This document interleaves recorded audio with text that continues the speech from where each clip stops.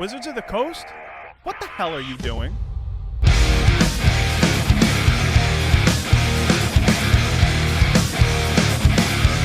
What is up and what is good and what is going on? You are watching / listening to the fastest growing financial podcast based on cardboard pictures of cartoons. So today is a bit of a news podcast / a bit of a, just an opinion piece. There's a lot going into this video because I have a lot to say on this topic. So recently, I have been privy to some information that the allocations of draft booster boxes, for those who don't know this, if somehow you don't know, this is what a draft booster box looks like. It used to just be called the booster box, right? This is what a draft booster box looks like. And they'd be 36 packs. That would be the set. And that'd be it.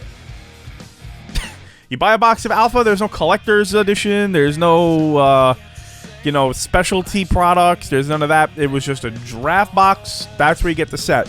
This set, Dominaria, one of the best performing sets, is the last set that ever didn't have a specialty release. I know some people like to say that it was Throne of Eldraine. That was the first one. I guess maybe Core Set 2020, or 2019, excuse me, also had no specialty release. But I do count the Mythic Editions as specialty release booster boxes because they come with special stuff and like special promos.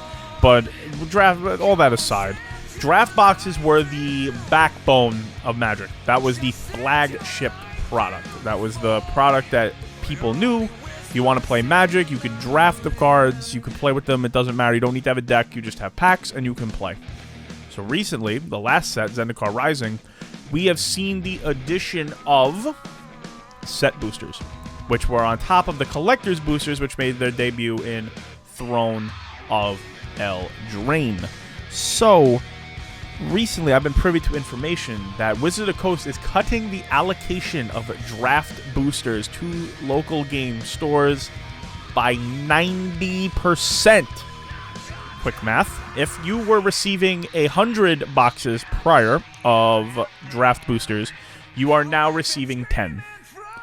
And that is due to a serious lack of sales for the draft boosters from Zendikar Rising. It's not surprising. First of all, there is a global pandemic, and there is no in-store play, which I'm sure they'll make that the reasoning for why there is no draft boosters. There's going to be less of an allocation. But I don't buy it, right? I don't buy it. Although I will probably be buying some draft boosters if you're going to tell me that they're harder to get. I still think draft is the best way to play Magic if you don't have a lot of money. I know some people will say Pauper, but Pauper gets a little bit repetitive from time to time as well. So, what I would say in terms of draft boosters being gone is that this is Wizards moving further away from their core base, their core, what people know them for. It's interesting in that what the future holds, because at some point these collectors boxes are going to be, they're going to run their course, right? There's only so many reprint cards that have value. How many full art versions of a card can you make until none of them matter anymore? It's like 100 different artworks now of certain cards, just all over the place.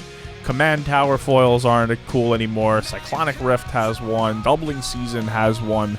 At some point, what are we going to start making full art Greater Goods?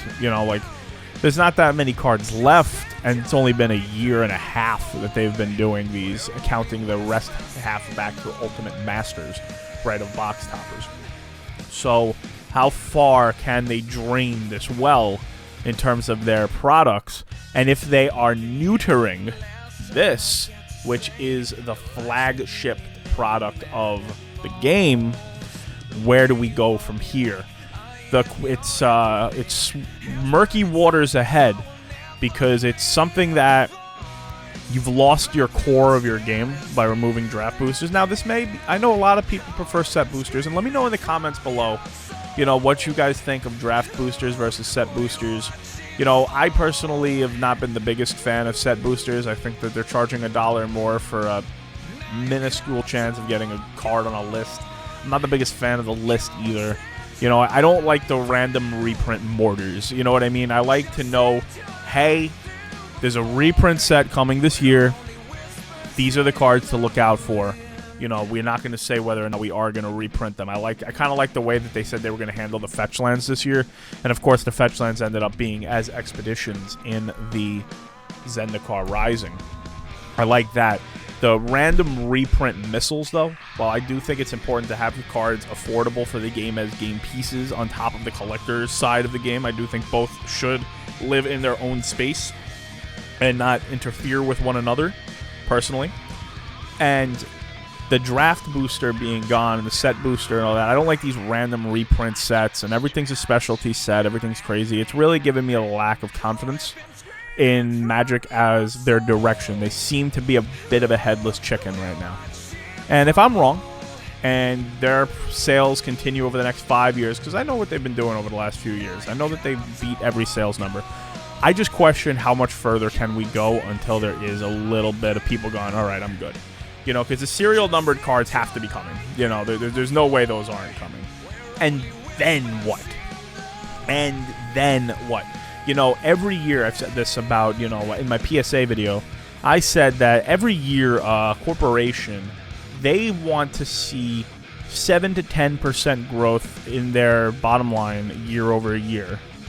Every year means if you made 110 one year, they want 121, and then they want 133. They don't want to see just $10 more. They want to see compounding growth.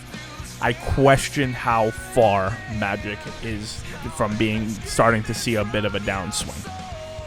And by removing your flagship product, which is, and now of course you're still going to be able to buy draft boxes on Amazon, and there's going to be your tinfoil hat theories that you're not able to, I could still buy them on Amazon, so WotC just wants to see direct sales. I don't know about all of that, considering that draft boosters do well in local game stores because you get to draft. And eventually, hopefully, this whole 2020 stuff will go away, and we'll move on to the next thing. But it won't be, as bad, and we'll be able to go back in stores, and then there won't be any boosters to draft. So I have a lot of questions going forward when it comes to WotC, if they really are cutting, and my source is pretty legitimate on this one, to be honest. It's a distributor source, and their allocations are a lot lower, and they're going to push collector's boosters, which means they're going to make more collector's boosters, and guess what? The sad truth is, if everyone has a chance to get something, it's not that collectible. So with that said, I'm interested in what everyone has to say in the comment section below. If you like the video, please be sure to like, share, and subscribe.